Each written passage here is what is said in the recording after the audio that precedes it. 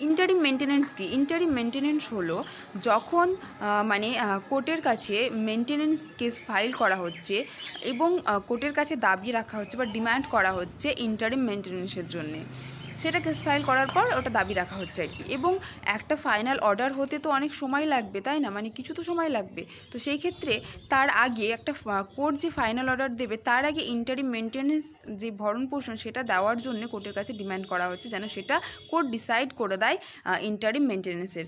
যেটা আমাদের act BNSS 2023 যে একটা এসছে, সেখানে সেকশন 144 ক্লজ 1 থার্ড প্রভিশনে কিন্তু সেটা বলা হয়েছে। আর কোর্ট অ্যাপ্লিকেশনে 60 দিনের মধ্যে ইন্টারিম মেনটেন্যান্সের অর্ডার দেওয়া হবে। সেটা দেবে JM, JM first class judicial magistrate. তো আজকের ভিডিও এই পর্যন্ত, দেখা হচ্ছে পরের ভিডিওতে। আর আপনাদের যদি এই ভিডিওটি ভালো লেগে থাকে তাহলে অবশ্যই পাশে থাকবেন। আর এই বিষয়ে বা অন্য কিছু বিষয়ে যদি কোশ্চেন থাকে তাহলে অবশ্যই কমেন্টে জানাবেন।